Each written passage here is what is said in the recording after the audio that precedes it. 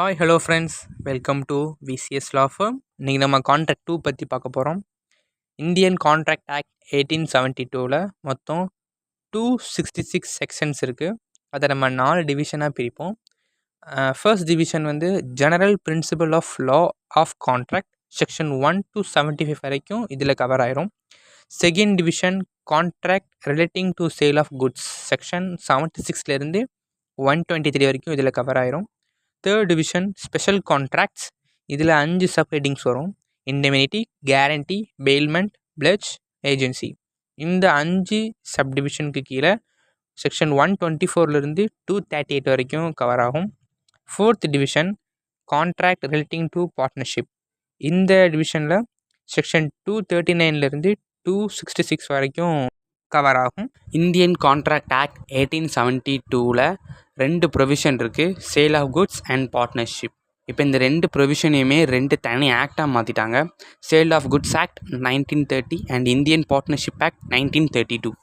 Indian contract act கீழே மொத்தம் 2 rights இருக்குது, right in remuneration, right in personam. Indian contract act 1872ல் right in personam அப்படின்றது என்ன சொல்ல வராங்கன்னா, இப்போ ஒரு கான்ட்ராக்டில் 2 பார்ட்டிஸ் இன்வால்வ் ஆகிருப்பாங்க. ஸோ அந்த 2 பார்ட்டிஸ் கிடையிலும் தான் எந்த ஒரு அப்சைட் டவுன் எதுனாலும் இருக்கணும். அதை தாண்டி அவங்க பப்ளிக்கிட்ட எதையுமே இந்த கான்ட்ராக்டை பற்றி இன்வால்வ் ஆகக்கூடாது. பப்ளிக்கு எந்த ஒரு என்ஃபோர்ஸ் ஏதோ ஒரு டார்ச்சர் எதுவுமே கொடுக்கக்கூடாதுன்றது தான் இதோட meaning. Contract of indemnity. Contract of indemnity அப்படின்னா செக்ஷன் 129 ஆஃப் இந்தியன் கான்ட்ராக்ட் ஆக்டில் என்ன சொல்ல வராங்கன்னா, இப்போ 2 பார்ட்டிஸ் இருக்காங்கன்னா அதில் ஒரு பார்ட்டி இன்னொரு பார்ட்டியை ஒரு லாஸ்லேருந்து நான் உங்களை ரிலீவ் பண்ணுறேன், உங்களை வந்து அதிலேருந்து காப்பாற்றுறேன் அப்படின்னு சொல்லி ஒரு அக்ரிமெண்ட்டில் சைன் பண்ணி அதை ஒரு கான்ட்ராக்டாக மாற்றுற பேர் தான் contract of indemnity. Contract of இண்டெமினிட்டிக்கு எது எதெல்லாம் முக்கியம்னு பார்த்தீங்கன்னா, லாஸ்ன்றது இருக்கணும்.